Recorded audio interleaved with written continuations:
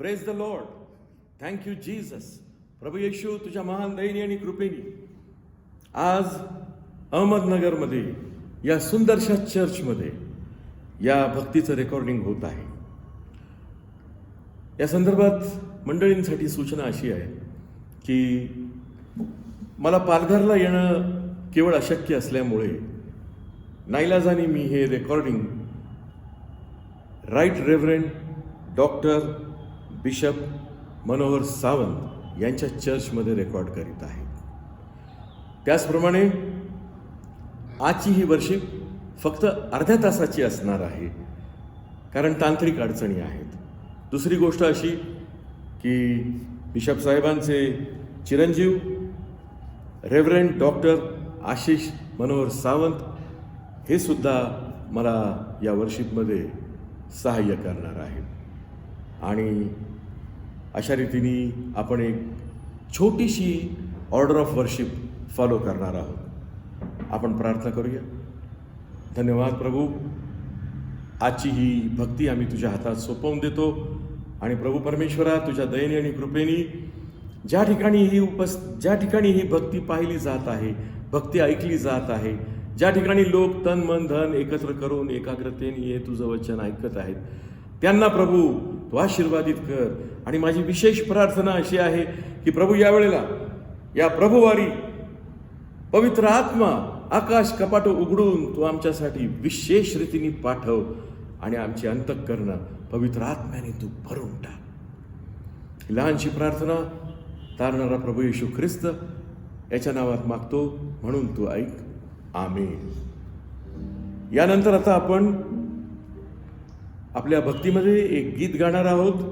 उपासना संगीतामधून गीत क्रमांक 33 हे आपण गाण्याचं ठरवलेलं आहे. गीत नंबर 33, ईश्वराची दया किती. ईश्वराची दया किती कांगतीचा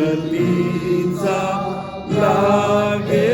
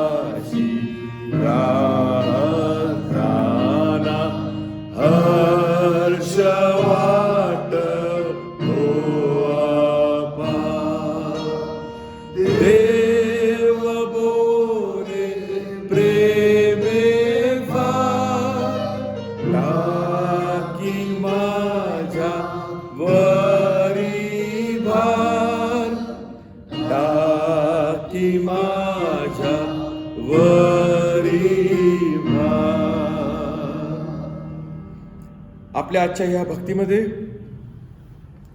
मी बिशप साहेबांना विनंती करतो की त्यांनी स्तोत्र संहितेमधून 40वे स्तोत्र 1 ते 6 एवढी वाचून दाखवावीत.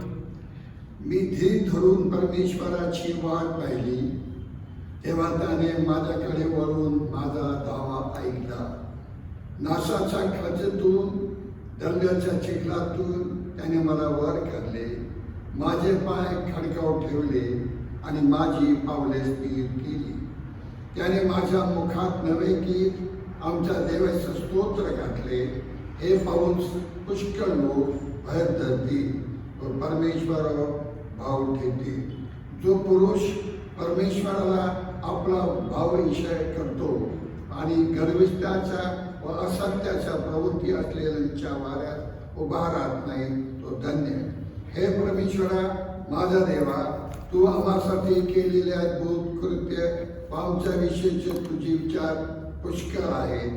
तुझ्या समोर त्याचे कर्म मान्य करता येणार नाही.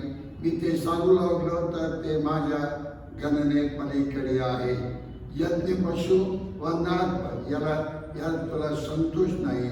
तू माझे कान उघडले आहेस. होम व पापाबद्दल अर्पण तू मागत नाही. आमेन. 6वं वचन फार महत्वपूर्ण आहे. यज्ञ पशु व अन्नार्पण यात तुला संतोष नाही.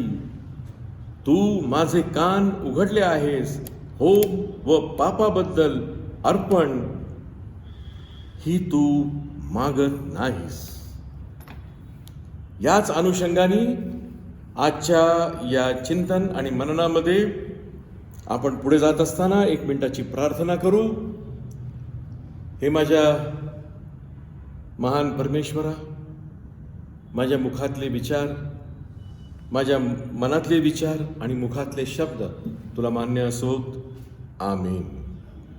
आजच्या मननाकरता रोमकरास पत्र याचा 12वा अध्याय 1 ते 2 ही वचनं मी निवडलेली आहेत. म्हणून बंधुजन हो, मी देवाच्या करुणेमुळे तुम्हाला विनंती करतो की तुम्ही आपली शरीरे जिवंत, पवित्र व देवाला ग्रहणीय यज्ञ म्हणून समर्पण करावीत. ही तुमची आध्यात्मिक सेवा आहे. देवाची उत्तम, ग्रहणीय, पवित्र व परिपूर्ण इच्छा काय आहे हे तुम्ही समजून घ्यावे. म्हणून या युगाबरोबर समरूप होऊ नका, तर आपल्या मनाच्या नवीनीकरणाने स्वतःचे रूपांतर होऊ द्या. जिवंत शरीरांचा यज्ञ, प्रभूला आवडणारा यज्ञ, परफेक्ट यज्ञ आपल्याला करायला सांगितलेला आहे. आणि त्या संदर्भामध्ये आजचं हे वचन जे आहे त्याच्यावर मी चिंतन आणि मनन करीत आहे.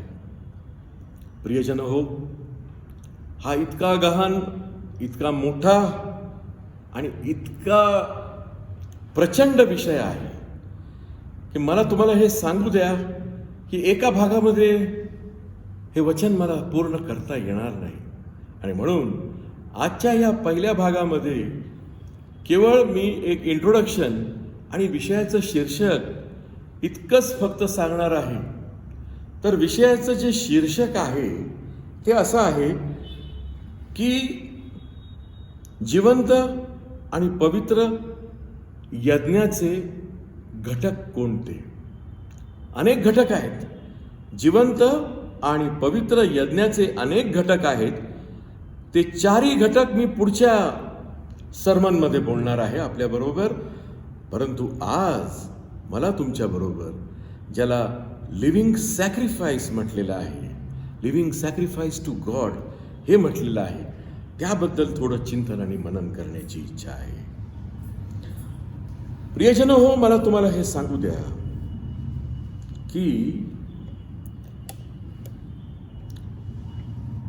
हे जे रोमकरास पत्र आहे हे सर्वात मोठं पत्र आहे. आणि याचा जो कालखंड आहे तो 753 BC असा आहे. याचा अर्थ ख्रिस्तपूर्व 753 वर्षापूर्वीचं हे मनन आहे, चिंतन आहे, पौलांनी लिहिलेलं पत्र आहे. आणि त्याच्यातलं हे जे तत्व आहे, नवीन जीवित क्रम, तो आजही तितकाच रेलेव्हंट, तितकाच महत्त्वपूर्ण, तितकाच उपयुक्त आणि आपल्या आध्यात्मिक वाढीसाठी तितकाच गरजेचा आहे. प्रियांनो, let me tell you that this is something which we must know, which we must follow. तर याच्यामध्ये आपण असं बघतो की जुन्या करारामध्ये जुना जीवित क्रम होता, नवीन करारामध्ये नवीन जीवित क्रम आहे. आणि रोमकराच्या पत्रामध्ये या पहिल्या 2च वचनांमध्ये जुना जीवित क्रम आणि नवा जीवित क्रम ह्याच्यातला फरक आता आपण समजून घेणं गरजेचं आहे. प्रियांनो, फरक असा आहे की त्या काळी लोकांना त्यांच्या हातून पाप झालं किंवा आणखीन काही झालं तर होमार्पण करावं लागायचं. कुठल्या प्रकारची आणखीन बलिदानं करावी लागायची, पापार्पण करायला लागायचं, अन्नार्पण करायला लागायचं, शांती अर्पण करायला लागायचे. परंतु बिशप साहेबांनी वाचलेलं जे एक वचन आहे आत्ताचं, जे मी त्यांच्या मागे परत वाचलं, त्या वचनावरून आपल्या हे लक्षात येतं की आपल्या परमेश्वराला याची त्याही काळात गरज नव्हती. दावीद राजा शुद्धीवर आलेला आहे. हे वचन लिहिताना तो काय म्हणतो की तू माझे कान उघडले आहेस, तू आमचा जिवंत आणि खरा देव आहेस, आमचे कान उघडणारा देव आहेस.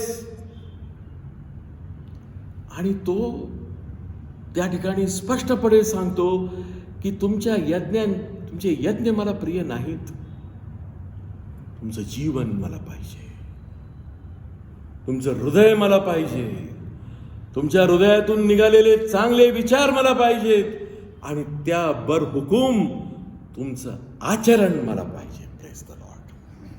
आमेन. तर प्रियांनो, पूर्वीच्या काळामध्ये जी पापार्पणे होमार्पणे होत असत त्याच्यामध्ये काय असायचं थोडं समजून घेऊ, म्हणजे नवीन जीवितक्रम काय आहे ते समजून घेणं जरा आपल्याला सोयीचं होईल. बघा प्रियांनो,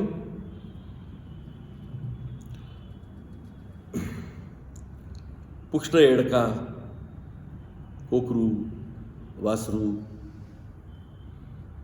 असं वेदीवर अर्पण केलं जायचं.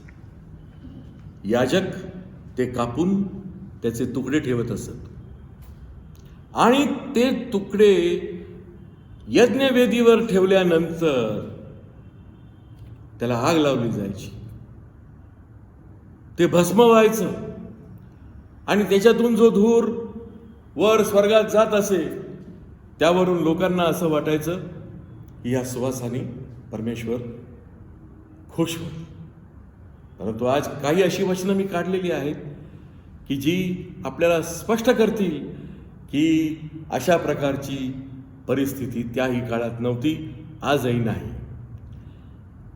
याचा प्रॉब्लेम तुम्हाला एक सांगतो आणखीन, की मोशेने जे नियम दिले त्या नियमांमध्ये आणखीन काही नियम या ज्यू लोकांनी घातले, शास्त्र्यांनी घातले, परुषांनी घातले आणि लोकांना रूढी परंपरांच्या रूपाने ते सगळे उपलब्ध झाले. आता त्यामुळे लोकांना काय वाटायचं की एखादा पुष्ट एडका कापला, काहीतरी त्याचं अर्पण केलं यज्ञवेदीवर, त्याला चढवलं की आपण पापमुक्त झालो, त्याचा धूर पण प्रभूला आवडेल, त्याचा वास पण प्रभूला आवडेल. No no no no no my friends, that is not the case. नवीन जीवितक्रम हा मेलेल्या प्राणांच्या मांसामधून होऊ शकत नाही. My God does not want the flesh and the fat of animals. माझ्या प्रभूला तुमच्या जिवंत शरीरांचा पवित्र, ग्रहणीय आणि परमेश्वराला परिपूर्ण वाटणारा असा यज्ञ त्याला पाहिजे आणि तो यज्ञ आपल्याला करता यावा. म्हणून आज या वेळेला सर्व जे माझी मंडळी हे माझं सर्मन ऐकत आहेत त्यांना मी विनंती करतो की तुम्ही हे पुढची जी काही वाक्य आहेत ती फार बारकाईने ऐका. तुम्हीच तुमचं आत्मपरीक्षण करा. तुमच्या मंडळीचा पालक या नात्याने मी तुम्हाला हे सांगतो, तुम्हीच तुमचं स्वतःचं आत्मपरीक्षण करा की कुठे त्याच्यामध्ये गडबड आहे, कुठे त्याच्यामध्ये पाप आहे. अनेक प्रकारांनी पाप मानवी जीवनामध्ये आलेला आहे. अनेक प्रकारांनी माणसांनी परमेश्वराला दुःखी केलेलं आहे. तसं माझ्यात काही आहे का? आणि हे तुमचं काम आहे, तुम्ही तुमचंच केलं पाहिजे. तुमचा पालक या नात्याने मी तुमच्यासाठी हे करू शकत नाही. माझा आयुष्यात मात्र काय पाप आहे ते मी बघतो आणि या नवीन जीवित क्रमामध्ये येण्याचा प्रयत्न मी कसा करतो. ते पाप जर माझ्या जीवनामध्ये असेल तर ते पाप मी काढून टाकण्याचा कसोशीने प्रयत्न करतो. I don't leave any space. I don't take any chances. What I do. एक साक्ष छोटीशी सांगतो. एक असा काळ होता माझ्या तरुणपणामध्ये, माझ्या तोंडामध्ये शिव्या होत्या, वाईट भाषा, शिवराळ भाषा. राग आला, संताप आला. मोठमोठी माणसं पण, फार स्वतःला धार्मिक म्हणवणारी माणसं पण शिवीगाळ करतात. मी म्हटलं प्रभू मला हे नाही करायचं. आणि प्रभूला मी सांगितलं, प्रभू माझ्याच्याने हे होईल असं नाही, पण प्रभू तू सहाय्य केलं तर हे होईल. आणि आज प्रियांनो मला तुम्हाला सांगायला आनंद वाटतो, माझ्या मुखात एकही शिवी येत नाही. आमेन. Praise the lord. तर अशा प्रकारचा एक चेंज परमेश्वराला पाहिजे आहे. आपण या संदर्भात आणखी काही वचनं वाचणार आहोत. पहिले शमूएल याचा 15वा अध्याय आणि 22वा वचन. तेव्हा शमूएल म्हणाला, परमेश्वराचा शब्द पाळल्याने जसा त्याला संतोष होतो तसा होमांनी यज्ञांनी होतो काय. पहा, यज्ञापेक्षा आज्ञा पाळणे बरे, एडक्यांच्या चरबीपेक्षा वचन ऐकणे बरे. प्रियांनो, दावीद राजाला पण हेच रिअलायझेशन झालं. दावीद राजाला पण हीच गोष्ट समजली. आणि शमूएलाच्या पुस्तकामध्ये आपल्याला हे स्पष्ट ऐकायला मिळतं की या सर्व गोष्टींची प्रभूला इच्छा नाही. आणखीन एक वचन बघूया. स्तोत्रसंहिता 40 आणि 6, जे बाळक साहेबांचं वचन आता आपण वाचलं, ऐकलं, ते पुन्हा एकदा म्हणतो. यज्ञ पशु व यज्ञार्पण यात तुला संतोष नाही. तू माझे कान उघडले आहेस. होम व पापाबद्दल अर्पण ही तू मागत नाहीस. No, you don't want that. You want my life. God wants your life. God wants your obedience. तुमचं आणि माझं आज्ञापालन प्रभू येशूला जास्त हवंय आणि त्याच्या वचनावर हुकूम तुम्ही आणि मी चाललं पाहिजे. आणखीन एक वचन वाचूया. आमोस 5 ह्याच्यातून 21 ते 24 ही वचनं आपण बघू. आमोस 5, 21 ते 24. तुमच्या उत्सवांचा मला तिटकारा आहे. बघा प्रभू काय म्हणतो. उत्सवांमध्ये काय आहे. मी तो तुच्छ मानतो. तुमच्या पवित्र मेळ्यांचा वास मला खपत नाही. वेदीवर पुष्ट एडक्याचं मांस जळाल्यानंतर जो धूर वर जातो आणि जो वास सुटतो तो परमेश्वराला आवडत नाही. म्हणून परमेश्वर स्वतः सांगतो, आपण जर पापात असलो, दारू पित असलो, तर तो त्या दारूचा जो वास आहे तो सुद्धा प्रभूला आवडत नाही. लक्षात ठेवा प्रियांनो. तुम्ही मला होम व अर्पणे केली तरी त्यात मला काही संतोष नाही. तुमच्या पुष्ट पशूंच्या शांत्यार्पणाकडे मी ढुंकून पाहणार नाही. तुमच्या गाण्याचा गोंगाट माझ्यापासून दूर न्या. तुमच्या वीणांचे वादन मी ऐकणार नाही. तुमच्या न्याय परायणतेचे व नीतिमत्ता प्रचंड लोंढ्यापेक्षा वाहू. तुमच्यामधली जी नीतिमत्ता आहे ती प्रचंड लोंढ्यांपेक्षा वाहो. तुमची जी न्यायपरायणता आहे, the justice that you do to yourself, that is न्यायपरायणता. जो तुम्ही स्वतःचा न्याय करता, आत्मपरीक्षण करून ज्या चुकीच्या गोष्टी सोडून देता, that is what God wants. प्रियांनो, आज वेळ कमी असल्यामुळे मी थोडा कमी बोलत आहे, परंतु मला तुम्हाला सांगू द्या की आजचं हे जे वचन आहे, या वचनावर चिंतन आणि मनन केल्यानंतर आपल्या असं लक्षात येईल की प्रभूला तुमच्या आणि माझ्याकडून एका नवीन जीवित क्रमाची अपेक्षा आहे. आणि तुम्हाला एक मी परमेश्वराला तो येणारा वास याच्याबद्दल बोललो. एक आणखीन छोटीशी साक्ष सांगतो आणि मग आपण पुढच्या वर्शिपकडे वळू.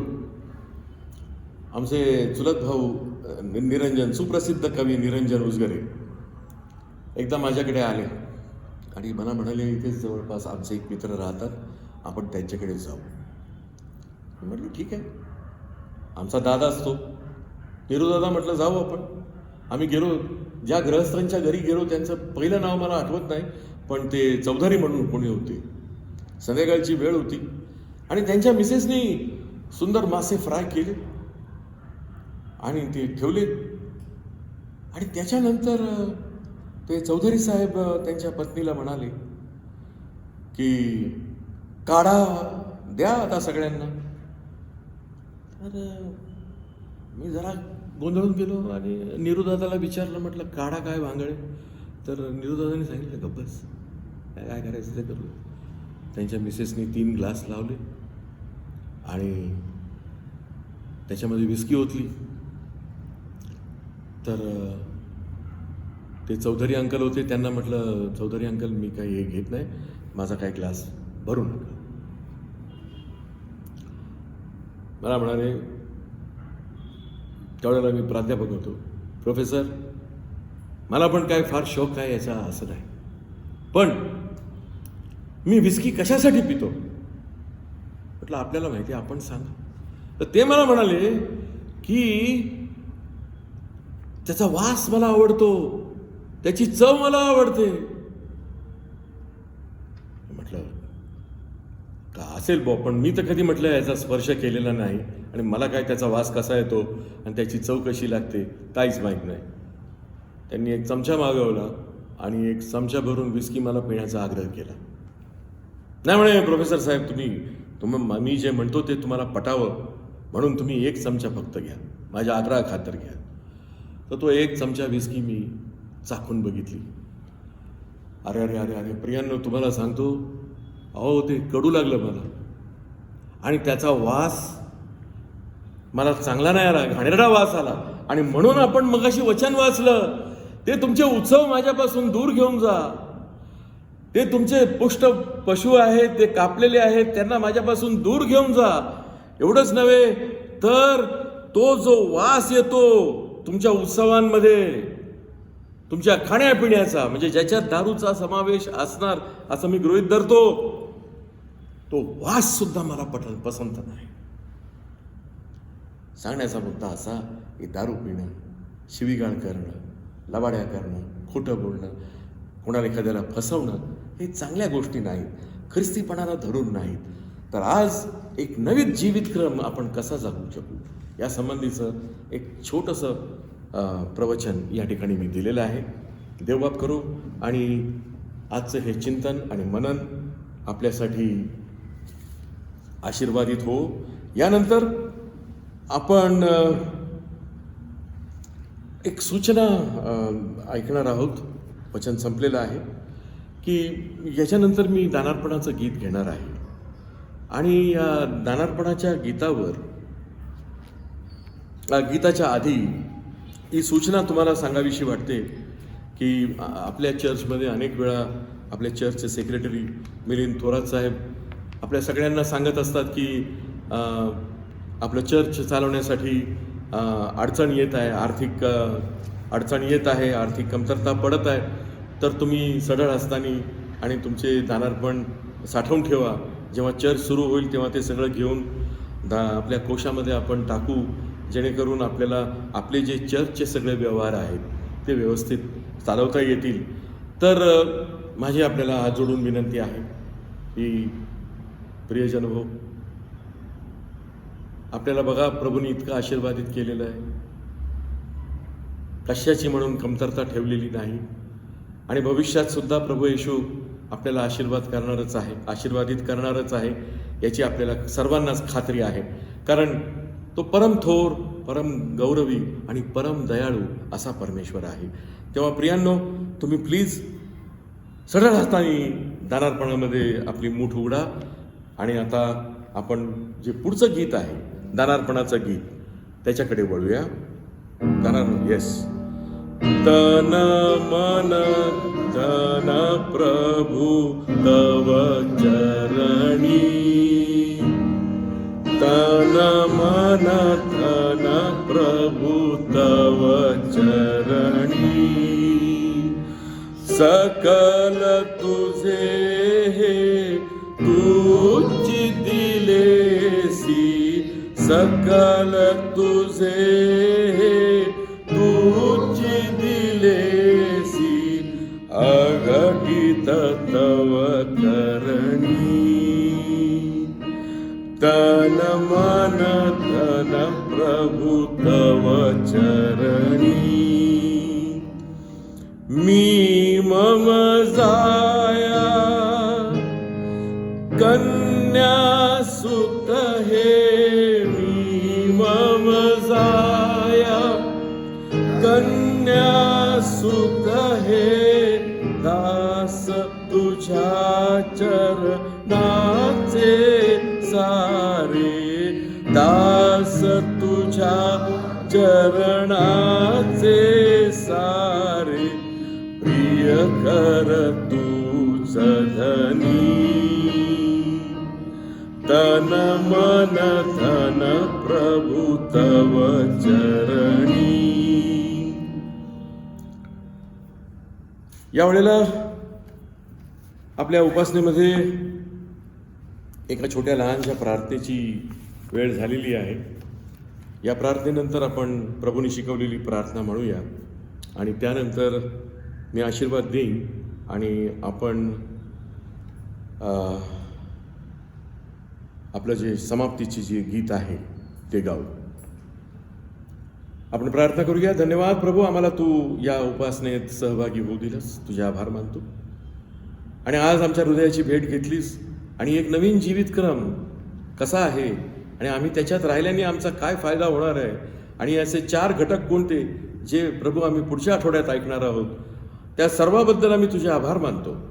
प्रिय प्रभू परमेश्वरा, आजचं हे जे इंट्रोडक्शन आहे, हे जे चिंतन आहे, मनन आहे नवीन जीवितक्रमाबद्दलचं, ते तू आशीर्वादित केलेलं आहेस. आमच्या खोल हृदयात ते पोचावं यासाठी मी प्रार्थना करतो. आमचं जीवन थोडंफार त्यामुळे बदलावं याची सुद्धा आम्हाला इच्छा आहे. तारणारा प्रभू येशू ख्रिस्त याच्या नावात मागतो, म्हणून तू ऐक. आमेन. आपण यानंतर प्रभूने शिकवलेली प्रार्थना म्हणूया. हे आमच्या स्वर्गातील पित्या, तुझे नाम पवित्र मानिले जाव, तुझे राज्य येवो, जसे स्वर्गात तसेच पृथ्वीवरही तुझ्या इच्छेप्रमाणे हो. आमची रोजची भाकर आज आम्हास दे, आणि आम्ही आमच्या ऋण्यास ऋण सोडले आहे तसेच तू आमची ऋणे आम्हास सोड, आणि आम्हास परीक्षेत आणू नकोस, तर आम्हास वाईटापासून सोडीव. कारण की राज्य, सामर्थ्य आणि गौरव ही सर्व काळ तुझीच आहे. आमीन. आणि आता आमचा तारणारा प्रभू येशू ख्रिस्त याची कृपा, देव जो बाप याची प्रीती आणि पवित्र आत्म्याची सहभागिता, जितक्यांना हा नवीन जीवितक्रम आवडतो तितक्या सर्वांबरोबर आता आणि सदा सर्व काळ असो. आमेन. सुवंद्य देवा